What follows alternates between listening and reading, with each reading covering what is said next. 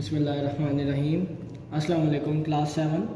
आज आप लोग का लेक्चर नंबर 2 है जिसमें हम लोगों ने एक्सरसाइज 1.4 और 1.5 करनी है। इससे पहले हम लोगों ने यूनियन, इंटरसेक्शन, डिफरेंस ये दो सेट्स का सीखा था। आज भी वही चीज़ें हैं।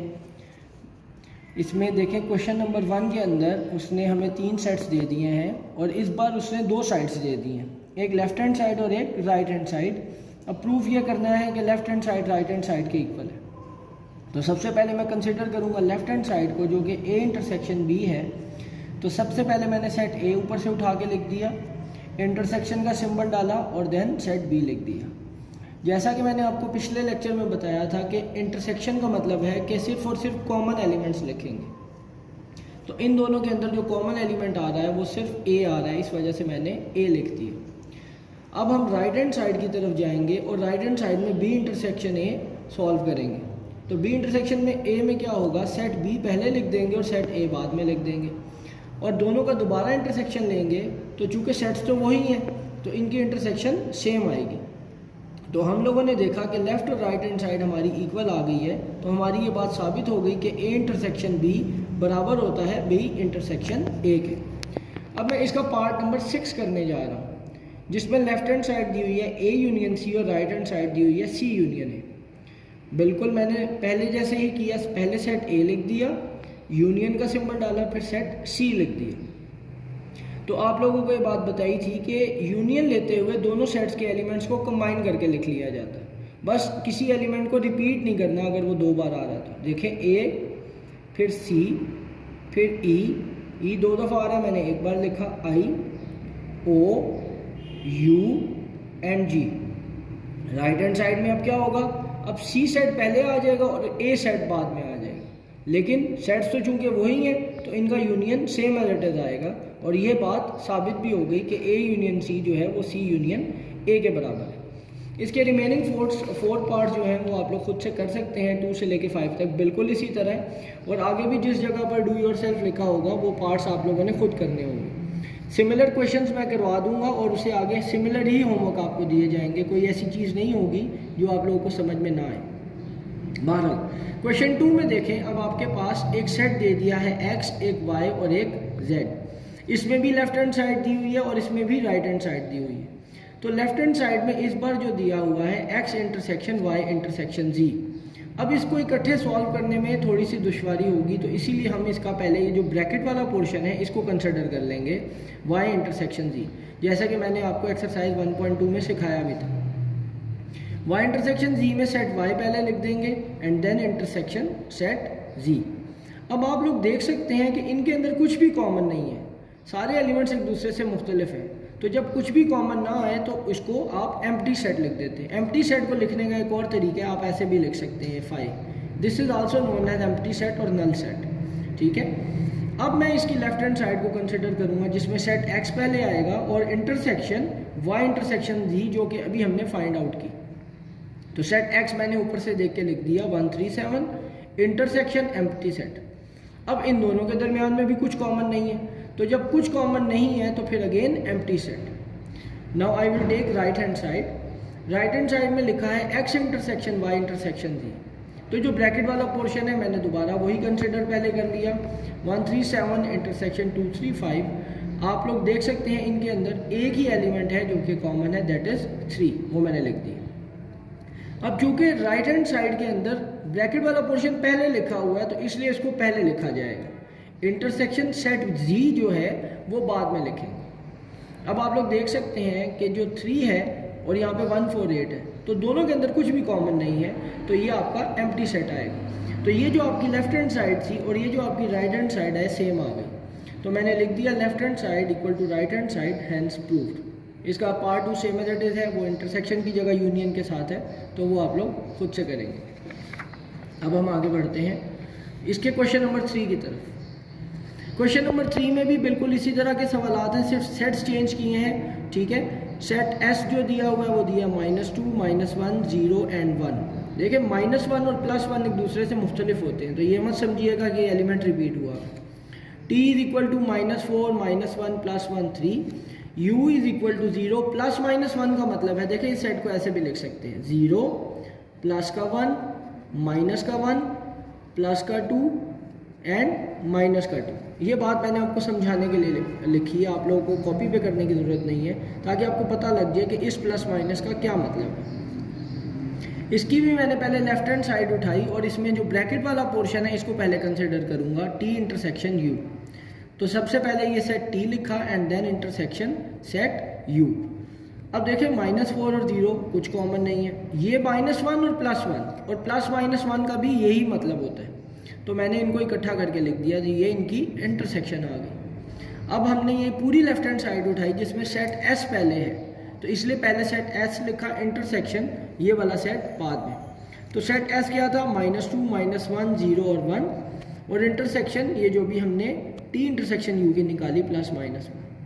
अब आप लोग इसके अंदर अगेन देखें कॉमन एलिमेंट्स कौन से आ रहे हैं, +-1, वो मैंने लिख दिए। आगे राइट हैंड साइड चेक करते हैं। राइट हैंड साइड के अंदर S intersection T U intersection you, तो चूंकि ब्रैकेट वाला पोर्शन जो पहले है इसको सॉल्व करेंगे, सेट एस लिख दिया और यहाँ पर सेट टी लिख दिया। इन दोनों के अंदर अगेन कॉमन क्या है, +-1 और अब इस सारे की इंटरसेक्शन लेंगे u के साथ। तो चूंकि s इंटरसेक्शन t पहले लिखा है तो इसको पहले लिखूंगा, जो कि आया था +-1। इंटरसेक्शन सेट u है आपके पास 0, +-1, +-2। So we can see that again कि +-1 ही इसके अंदर कॉमन है, तो मैंने वो लिख दिया। तो ये जो आपकी लेफ्ट हैंड साइड थी ये +-1 और ये जो आपकी राइट हैंड साइड है ये दोनों सेम आ गई। ठीक है, इसके रिमेनिंग पार्ट्स और क्वेश्चन नंबर 4 बिल्कुल इसी तरह है, तो वो आप लोग खुद से कर सकते हैं। अब मैं आगे बढ़ रहा हूँ क्वेश्चन नंबर 5 की तरफ। क्वेश्चन नंबर 5 के अंदर आपको 3 सेट्स दे दिए हैं U, S एंड T और साथ उसने कुछ चीज़ें प्रूफ करने के लिए दे दी हैं, जिसके पार्ट 1 में वो कहता है S यूनियन 5 फाइंड आउट करें, और जब ये आपकी right hand side S set S के इक्वल आना चाहिए। तो मैंने लेफ्ट हैंड साइड उठा ली S union 5। Left hand side में देखे सेट S पहले लिख दिया, AEIOU यूनियन 5 के बारे में मैंने भी आपको बताया कि ये एम्प्टी सेट है। ठीक है, 5 या एम्प्टी सेट का एक ही मतलब होता है। तो यूनियन में तो कंबाइन करके लिखना होता है, तो जाहिर है कंबाइन जब करेंगे तो AEIOU सारे का सारा आ जाएगा, और देख सकते हैं कि AEIOU सेट S के इक्वल है, तो ये आपकी left hand side right hand side के इक्वल आ गई, तो ये बात प्रूफ हो गई। पार्ट नंबर 3 के अंदर S इंटरसेक्शन S का कॉम्प्लीमेंट दे दिया है। अब यहाँ पर डायरेक्ट मैं इंटरसेक्शन तब तक नहीं ले सकता जब तक मेरे पास S का कॉम्प्लीमेंट मौजूद ना हो। तो सबसे पहले इसलिए मुझे S का कॉम्प्लीमेंट निकालना पड़ेगा, जिसका मतलब है कि U में से इस सेट S को माइनस कर दें। एक बात का ध्यान करें, जब यहाँ पे कॉम्प्लीमेंट डलेगा तो यहाँ पे दोबारा ये साइन नहीं डालना, कुछ बच्चे ये गलती कर सकते हैं, तो आप लोगों ने इस बात को ध्यान से देखना है। ठीक है, सबसे पहले मैंने सेट U लिख दिया जो कि A से लेके Z तक स्मॉल लेटर्स हैं। ठीक है, माइनस सेट S आपके पास सेट ऑफ वॉवल्स है AEIOU। तो जो स्मॉल लेटर्स हैं आपके पास इंग्लिश अल्फ़ाबेट्स के, इसमें से वॉवल्स को माइनस कर देना है, यानी वॉवल्स को छोड़ के सारे के सारे जो अल्फ़ाबेट्स हैं वो लिख दें, तो वो सारे कॉन्सोनेंट्स बच जाएंगे, B, C, D, F, G, H, J, K, L, M, N, T, Q, R, S, T, V, W, X, Y, Z। ठीक है, तो ये सारे का सारा S कॉम्प्लीमेंट आ गया। अब मैं सेट S के साथ इंटरसेक्शन लूँगा इसकी, तो सेट S क्या था, सेट ऑफ वॉवल्स थे, और इंटरसेक्शन आ गई सेट ऑफ कॉन्सोनेंट्स के साथ। तो वॉवल और कॉन्सोनेंट्स के अंदर तो कुछ भी कॉमन नहीं आ सकता, तो इस वजह से ये एम्प्टी सेट कहलाएगा। तो आप लोग देख सकते हैं कि ये राइट हैंड साइड के इक्वल आ गया। ठीक है, अब आगे बढ़ते हैं हम लोग क्वेश्चन नंबर 6 की तरफ। क्वेश्चन नंबर 6 में आपके पास 3 सेट्स दे दिए हैं, जिसके अंदर A minus be left hand side है और B माइनस ए राइट हैंड साइड है। लेकिन इस बार उसने ये कहा कि ये दोनों सेट्स आपस में इक्वल नहीं आएंगे, तो ये अब हमें वेरीफाई करना है। तो पहले मैंने A माइनस बी लिखा, सेट A 1 7 9 11, सेट B जो कि है 1 5 9 13। अब मैंने आपको बताया था कि जब भी डिफरेंस ऑफ 2 सेट्स लेते हैं तो ये देखते हैं क्या पहले सेट के वो एलिमेंट जो दूसरे में मौजूद ना हो, पहले सेट के वो एलिमेंट जो दूसरे में मौजूद ना हो। तो देखिए 1 इसके अंदर मौजूद है, नहीं लिख सकते। 7 इसमें नहीं है, मैंने लिख दिया। 9 इसके अंदर मौजूद है, नहीं लिख सकते। 11 इसमें नहीं है, लिख दिया। आगे राइट हैंड साइड में b माइनस ए, सेट b को पहले लिखेंगे, सेट a को बाद में लिखेंगे। हमेशा पहले सेट को देखना है डिफरेंस लेते हुए, ये बात जहन में रखिएगा। 1 इसके अंदर मौजूद है, छोड़ देंगे। 5 इसके अंदर मौजूद नहीं है तो अब मैंने लिख दिया। 9 इसके अंदर मौजूद है, छोड़ देंगे। 13 इसके अंदर नहीं है तो मैंने लिख दिया। अब आप देख सकते हैं कि आपकी लेफ्ट हैंड साइड का आंसर आया 7, 11 और राइट हैंड साइड का आंसर आया 5 और 13। तो ये दोनों सेम नहीं आए, इसलिए लेफ्ट और राइट हैंड साइड आपकी इक्वल नहीं आई। आगे अब हम बढ़ते हैं क्वेश्चन नंबर 7 की तरफ। क्वेश्चन 7 में आपको उसने 3 सेट्स दे दिए और साथ वो कहता है verify identity properties with respect to union and intersection. तो आइडेंटिटी प्रॉपर्टीज अब क्या होती हैं इसके बारे में बात करेंगे। आप देखें, सबसे पहले मैंने आइडेंटिटी प्रॉपर्टीज लिख दी विद रिस्पेक्ट टू यूनियन। इसका करने का तरीका होता है, जो सेट है आपके पास उसका यूनियन लिया जाता है एम्प्टी सेट के साथ और वापस वही चीज़ आनी चाहिए, ये पहली प्रॉपर्टी है। और दूसरी जाहिर है सेट m है तो m का यूनियन लेंगे एम्प्टी सेट के साथ और वापस सेट m आना चाहिए। अब इसको प्रूफ भी करेंगे।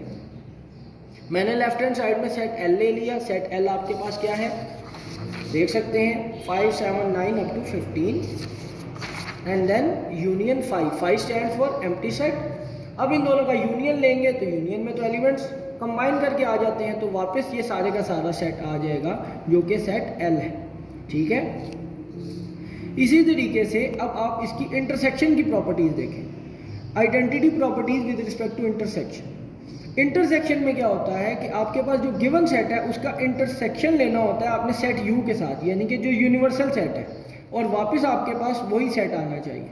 इसी तरह पार्ट 2 में भी M intersection U stands for universal set और वापस सेट M आना चाहिए। पेपर में जब ये क्वेश्चन आएगा तो ये प्रॉपर्टीज आपको याद होनी चाहिए, ये आप लोगों को पेपर में गिवन नहीं होंगी। मैं लेफ्ट हैंड इसका मैं पार्ट 2 कर रहा हूँ। लेफ्ट हैंड साइड में है M इंटरसेक्शन U, तो आप सेट M चेक करते हैं, लिखा है 6, 8, 10, 12, 14 जो कि मैंने लिख दिया। इंटरसेक्शन यूनिवर्सल सेट आपके पास 0 से लेकर 15 तक दिया हो, तो चूंकि इंटरसेक्शन में कॉमन एलिमेंट्स आते हैं तो 6, 8, 10, 12, 14 ये सारे का सारा आ जाएगा जो कि सेट M के इक्वल है। ठीक हो गया। अब हम आगे बढ़ते हैं। हमारा जो अब एक्सरसाइज 1.5, एक्सरसाइज 1.5 में सबसे पहले हमारा जो टॉपिक है वो वेन डायग्राम का है। तो वेन डायग्राम को समझने के लिए उसके हवाले से हमें पहले 3 चीज़ों के बारे में पता लगाना पड़ेगा। हमारे पास वेन डायग्राम में 3 तरह के सेट्स बनते हैं। सबसे पहले ओवरलैपिंग सेट्स।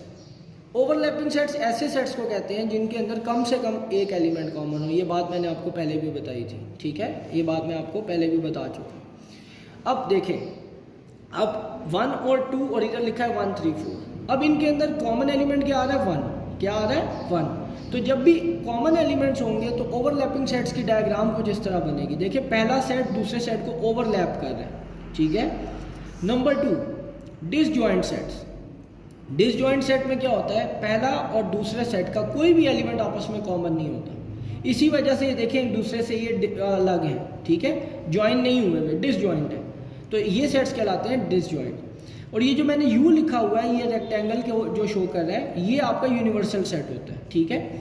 ये क्या होता है, यूनिवर्सल सेट। और थर्ड में आपके पास आता है सबसेट के। अगर ए आपका सबसेट है बी का, तो अब क्या है, देखें, ए बी के सबसेट होने का मतलब है कि सेट ए सेट बी के अंदर पड़ा है। देखिए मिसाल के तौर पे मेरे पास लिखा हुआ है 1, 2 और बी है आपके पास 1, 2 एंड 3। तो सेट ए के सारे एलिमेंट सेट बी में पड़े हुए हैं और इसको आप लोग ऐसे डिनोट करते हैं, A is a subset of B, ठीक है। अब इसके हम एक्सरसाइज की तरफ बढ़ते हैं। एक्सरसाइज 1.5। सबसे पहले उसने ये कहा है क्वेश्चन नंबर 1 में, share the diagram according to the given operations. कहता है ए और बी का इंटरसेक्शन लो, जबकि ए बी का सबसेट है। इंटरसेक्शन कैसे करते हैं, इंटरसेक्शन के हवाले से आपको बताया है कि जो दोनों में कॉमन हो, तो जाहिर है ए बी के अंदर पड़ा हुआ है, तो ए जो है वो कॉमन है इन दोनों के दरमियान, ठीक है। तो हम सेट ए को शेड कर देंगे। आप ये बुक के ऊपर ही कर लीजिएगा इस बार। तो ये सेट ए की आपने शेडिंग कर दी ऐसे, ठीक है। ये अब आपकी सेट ए की शेडिंग हो गई। आगे ए यूनियन बी। अब ए और बी का यूनियन लेना है, जबकि इस बार देखें बी ए का सबसेट है, बी सेट ए के अंदर पड़ा। तो लेकिन यूनियन में तो आपको पता है एलिमेंट्स को कंबाइन करके लिखते हैं, तो इसमें सारे का सारा सेट ए और सेट बी ये सारा शेड हो जाएगा, ये सारे का सारा शेड हो जाएगा। इसकी आप सारी शेडिंग कर दें ऐसे। आप इसमें बुक पे बेशक कलर भी यूज़ कर सकते हैं, दैट इज़ योर चॉइस। बाकी आप पेंसिल से करना चाहें तो वो भी आपकी मर्ज़ी है।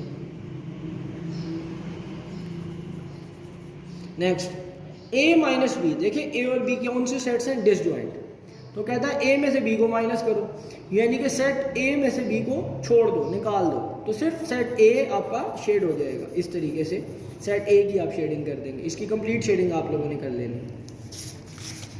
नेक्स्ट बी का कॉम्प्लीमेंट। बी के कॉम्प्लीमेंट का मतलब है कि सेट यू में से बी को माइनस कर दें, यू में से बी को माइनस कर दें, तो बी को छोड़ के सारा बाहर वाला पोर्शन जो है वो शेड हो जाएगा, सारा बाहर वाला पोर्शन शेड हो जाएगा, यानी कि सारे का सारा यूनिवर्सल सेट शेड होगा, सेट बी को शेड नहीं करना। आगे ए और बी का कहता है इंटरसेक्शन लेना है और ये ओवरलैप कर रहे हैं।